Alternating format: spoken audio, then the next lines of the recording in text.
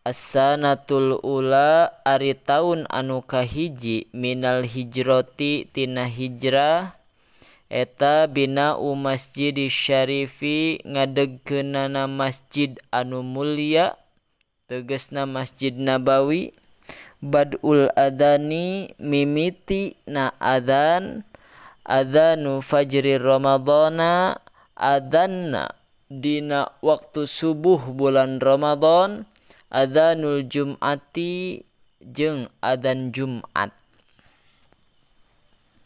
Hiji fisanatil ula tetep dina taun anu kahiji minal hijrati tina hijrah bana ngadegkeun saha Rasulullah sallallahu alaihi wasallam masjidahu kana masjidna Kangjeng Nabi asy-syarifi anu mulia.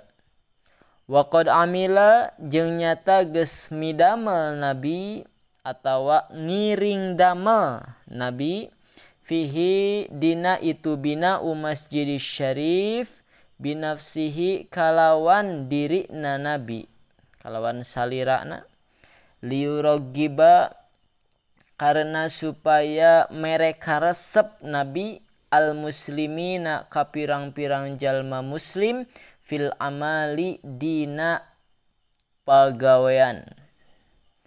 Wa fiha jeung eta tetep dina itu sanatul ula minal hijrah syuri'a digelarkeun atawa disyariatkeun naon al adzanu adzan liyunabbiha karena supaya yen ngelingan itu adzan al ghafila kajalma anu lalai wa yudzakira jeung ngingetan itu adzan as-sahiya kajalma anu poho liyakuna karena supaya yen bukti naon al ijtima'u narima pakumpul itu sahabat aman barina sakabehna.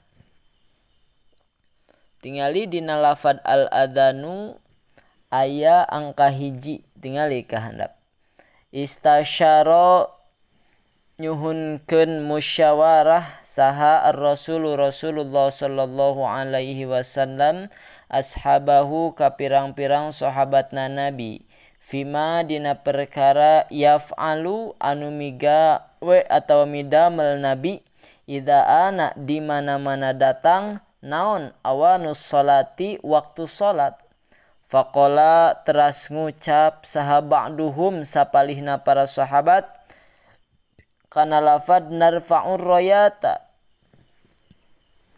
ku cara ngaluhurkeun bendera waqala jeung ngucap saha akharuna sahabat anu sejen nus'ilu naron cenah nus'ilu ngahurungkeun kami naron kana seuneu ala murtafi'il hidabi dina tempat anu luhur wa asyara jeung isyarah saha akharuna sahabat nu sejen bibukin kalawan make tarompet kama taf'alu saperti geus migawe saha al yahudu pirang-pirang urang Yahudi wa asyara jeung isyarah saha ba'duhum sawarehna sahabat bin naqusi ku cara make lonceng kana soro teu beda sapertikeun urang Nasrani wa asyara jeung isyarah saha ba'duhum sawarehna sahabat bin nidai ku panggero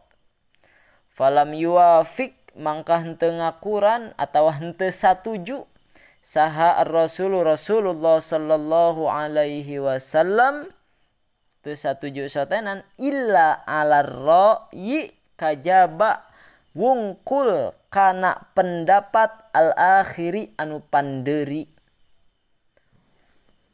buktina anu isyarah ku make panggero adan teh wa kana jeung bukti saha ahadul munadina salah saurang anu sok adan atawa salah saurang anu adan bihi kana itu adan eta Abdullah bin Zaid Abdullah bin Zaid. Fabainama mangka dina hiji waktu huwa ari itu Abdullah bin Zaid eta bainan naimi wal yaqdati aya dina kaayaan antara sare jeung nyaring nundutan. Id ujug-ujug arrodo datang lahu ka itu Abdullah bin Zaid saha syakhsun hiji jalma wa anlama jeung ngawurukan itu syakhsun lahu hu atawa hu ka itu Abdullah bin Zaid al adana ngawurukan kana adan. Falaman tabaha mangka samang-samangsa eling atawa nyaring itu Zaid akhbaro tah ngabejakeun itu Abdullah bin Zaid ar-rasula ka Rasulullah sallallahu alaihi wasallam bihadar ru'ya kana eta impenan. Faqala teras ngucap Nabi innaha saestuna itu ru'yah la ru'ya eta yakin impenan hakin anu bener. Wa amaro jeung marentah Nabi hu ka itu Abdullah bin Zaid ayyulaqina kana yen mapatahan itu Abdullah bin Zaid hu kana itu lafad adan Bilalan ka Bilal. Walama sami'a jeung samang-samang sangadenge hu kana itu adan Bilal saha Umar bin Khattab qala tah ngucap itu Umar li Rasulillah sallallahu alaihi wasallam kalau ka Rasulullah sallallahu alaihi wasallam ngucap kana lafad wallahi raaitu mislahu. Wallahi demi Allah saur Sayyidina Umar raaitu ngimpen kami mislahu kana impenan anu saperti Abdullah bin Zaid. Tah gitu. Sambung kat luhur nomor 3 wazada jeung nambahan saha Bilalun Bilal fi adani subhi dina adan subuh nambahan kana lafad as-salatu khairum minan naum.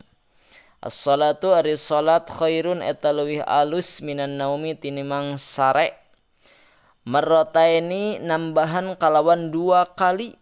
Fawafaqo tuluy nyatujuan alaiha kana itu ziyadah as-salatu khairum minan naum saha ar-rasulu sallallahu alaihi wasallam Rasulullah sallallahu alaihi wasallam wa kana jeung bukti saha ar-rasulu Rasulullah eta ya'muru marentahkeun Rasul fi fajri Ramadana dina subuh bulan Ramadan bi adzanaini kalawan 2 kali adzan.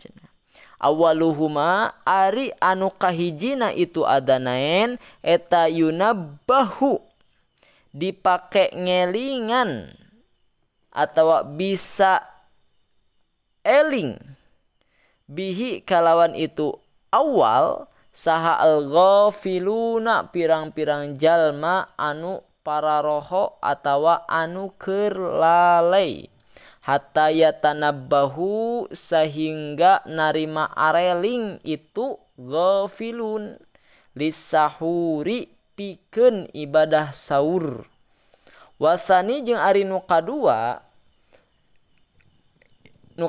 na adan kadua eta lissolati pikeun ngabejakeun asup waktuna salat. Wa kana jeung bukti naon adzanul jum'ati adan Jumat eta wahidan anu sahiji maksudna sakali min ahdi Rasulillah sallallahu alaihi wasallam timimiti zaman Rasulullah sallallahu alaihi wasallam ila khilafati Abi Bakrin nepi ka khalifahan Abu Bakar As-Siddiq wa Umar jeung Umar. Awaluhu ari mimitina itu adzan eta ida jalasa di mana-mana diuk saha al imamu imam alal minbari dina luhureun mimbar.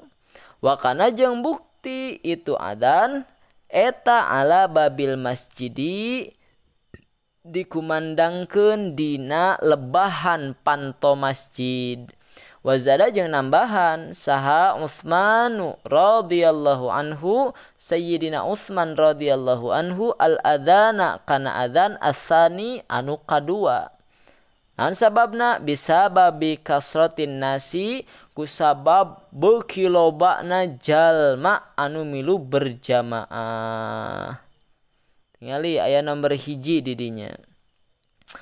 Walamma tawalla samangsa-mangsa ngawasa berkuasa saha Hisham bin Abdul Malik, Hisham bin Abdul Malik, ja'ala tah ngajadikeun itu Hisham al adzana kana adzan baina yadail khatibi aya di hareupeun khatib cenah. Fahuwa tah ari itu ngajadikeun adzan di hareupeun khatib eta teh bid'atun bid'ah cenah. La makna anu eueuh maknana eta tetep laha kana itu bid'ah. Idil adanu karena ari adan eta nidaun panggero ila solati pikeun menuju salat.